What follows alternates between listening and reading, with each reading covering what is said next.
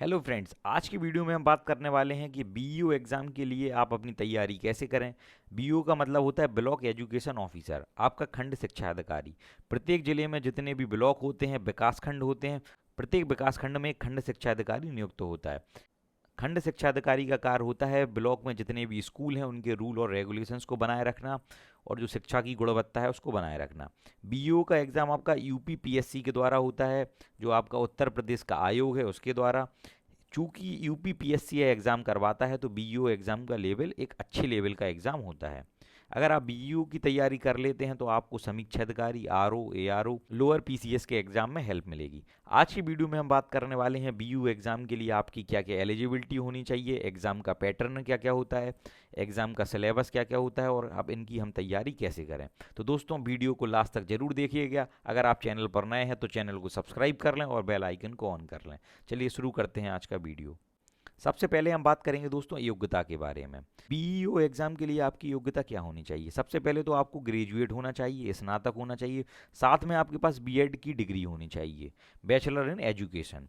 यहाँ पर अगर आप डीएलएड या बीटीसी किए हुए हैं तो आप बीईओ का एग्ज़ाम नहीं भर सकते हैं। दूसरे नंबर पर अगर देखा जाए, अगर आप ग्रेजुएट हैं और साथ में आपका एलटी डिप्लोमा है तब भी आप बीईओ का एग्ज़ाम भर सकते हैं।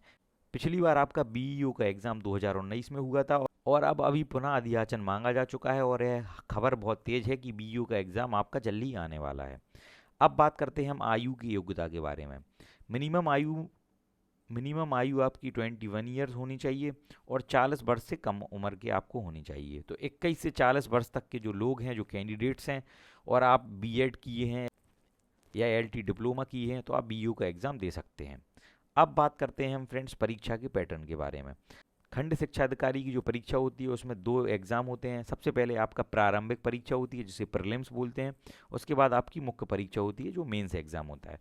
बीईओ के एग्ज़ाम में आपका इंटरव्यू नहीं होता है, ये बहुत अच्छी बात है। यहाँ पर प्रीलिम्स में हम देख लेते हैं 120 क्वेश्चन पूछे जाते हैं और 2 घंटे का समय होता है। तो लगभग 1 मिनट में एक क्वेश्चन आपको सॉल्व करना पड़ता है।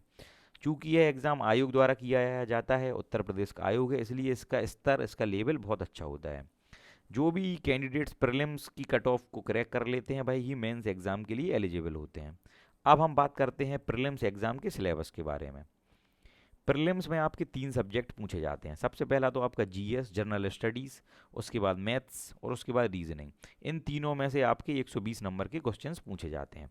अब हम नज़र डाल लेते हैं इसके सिलेबस पे। सबसे पहले आपका भारतीय इतिहास। भारतीय इतिहास में आपका एंशियंट, मिडिवल और मॉडर्न हिस्ट्री। ठीक है फ्रेंड्स, यह आपको यहाँ पर तैयार करना है। आप स्पेक्ट्रम की बुक से इसको तैयार कर सकते हैं। दूसरे नंबर पर है राष्ट्रीय आंदोलन। राष्ट्रीय आंदोलन है आपका जो स्वतंत्रता आंदोलन है 1857 से 1947। इस ये भी आपका स्पेक्ट्रम की बुक से तैयार हो जाएगा, मॉडर्न हिस्ट्री से। और आपकी जो एंशियंट और मिडिवल हिस्ट्री है भाई, जो आपकी एनसीईआरटी की 11वीं 12वीं की बुक्स हैं, आप उनसे तैयार कर सकते हैं। अब बात करते हैं हम भूगोल के बारे में। भूगोल को आप महेश बर्णवाल की जो भूगोल की पुस्तक आती है उससे पढ़ सकते हैं, नहीं तो साथ में आप एनसीईआरटी की बुक्स से भी तैयारी कर सकते हैं। और राष्ट्रीय आंदोलन आपकी स्पेक्ट्रम की बुक। इसके बाद हम बात करते हैं दोस्तों राज व्यवस्था की। राज व्यवस्था मतलब पॉलिटी। पॉलिटी को आप लक्ष्मीकांत की जो बुक आती है उससे आप तैयार कर सकते हैं। इसके बाद आती है आपकी दोस्तों अर्थव्यवस्था। अर्थव्यवस्था मतलब इकोनॉमिक्स, जो भी आपका जीडीपी, नेशनल इनकम, ये भी जो आपके चैप्टर हैं। अर्थव्यवस्था को आप जो दृष्टि की बुक आती है आपके पीसीएस एग्जाम के लिए, उससे आप तैयार कर सकते हैं। इसके बाद है सामान्य विज्ञान, पीसीबी, फिजिक्स, केमिस्ट्री, बायोलॉजी। इसे आप लूसेंट की बुक से तैयार कर सकते हैं और अगर आपको थोड़ा लेवल अच्छा करना है तो घटना चक्र की बुक से आप इसके क्वेश्चन सॉल्व कर सकते हैं। इसके बाद है पर्यावरण, इसमें आपकी दृष्टि की बुक हो जाएगी। जनसंख्या एवं नगरीकरण में 2011 का जो आपका सेंसस हुआ था उसको, उसके बारे में हमें पढ़ना है। इसके बाद कृषि वाणिज्य, जो व्यापार में कृषि, जो उत्तर प्रदेश में कृषि कौन सी होती है, इसका टर्नओवर कितना है, भविष्य में इसकी संभावना, इनके बारे में पूछा जाता है। अब इसमें लास्ट में है बौद्धिक क्षमता, मैथ्स और रीजनिंग। इन सारे टॉपिक्स से मिलाकर आपके 120 नंबर के क्वेश्चंस पूछे जाते हैं। समय आपका 2 घंटे रहता है। जो भी लोग प्रीलिम्स क्वालिफाई कर लेते हैं भाई, मेंस के लिए एलिजिबल होते हैं। अब बात करते हैं मेंस एग्जाम की। मेंस एग्जाम आपका दोस्तों 400 नंबर का होता है। यह आपकी लिखित परीक्षा होती है। यह 2 भागों में बटा है, खंड का और खंड खा। खंड का की हम बात करें तो यह आपका जनरल स्टडी। जनरल स्टडीज़ के पोर्शन में आपके 40 क्वेश्चंस यहाँ पर पूछे जाते हैं। ये 40 क्वेश्चंस 3 भागों में बटे रहते हैं। सबसे पहले आपके 10 क्वेश्चन होते हैं सामान्य स्तरीय, जिनमें आपको 125 शब्द में आपका उत्तर लिखना पड़ता है। इसके बाद 10 क्वेश्चन होते हैं लघु उत्तरीय, जिन्हें 50 शब्द में, और इसके बाद 20 क्वेश्चन होते हैं अति लघु उत्तरीय, जिन्हें 25 शब्द में आपको लिखना पड़ता है।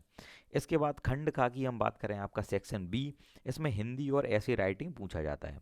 अगर आप हिंदी और ऐसे राइटिंग में अच्छे मार्क्स लाते हैं तो आपकी बहुत ज़्यादा पॉसिबिलिटी हो जाती है कि आप बीईओ के एग्ज़ाम को क्रैक कर रहे हैं, क्योंकि जो भी बीईओ का एग्ज़ाम देता है उसकी जनरल स्टडीज़ पे तो पकड़ होती है, ये लोग हिंदी और ऐसी राइटिंग में पीछे रह जाते हैं। तो आप हिंदी और ऐसी राइटिंग पर भी अच्छी पकड़ बना लें। अब बात करते हैं कि बीईओ के एग्ज़ाम में अनुमानित कितने पद आ सकते हैं। तो पहले इनकी संख्या 200 बताई जा रही थी, चूँकि यूपी एक बड़ा राज्य है, उसे देखते हुए अब जो न्यूज़ आ रही है लगभग 300 पद अनुमानित हैं बीईओ के एग्ज़ाम के लिए। कब तक संभावना है दोस्तों, यह कोई नहीं बता सकता है, सिर्फ अनुमान के आधार पर कहा जा सकता है कि दिसंबर 2022 तक, एंड 2022 तक यह आ जाएंगे। पहले कहा जा रहा था कि जुलाई अगस्त तक बीईओ की वैकेंसी आ जाएगी, पर अब देखने में आ रहा है कि लगभग दिसंबर 2023 में आपका नोटिफिकेशन आएगा और 2023 में आपका प्री, फिर बाद में रिजल्ट के बाद 2023 में ही एग्ज़ाम होगा, और 2023 के एंड तक आपकी भर्ती पूरी होने की संभावना रहेगी।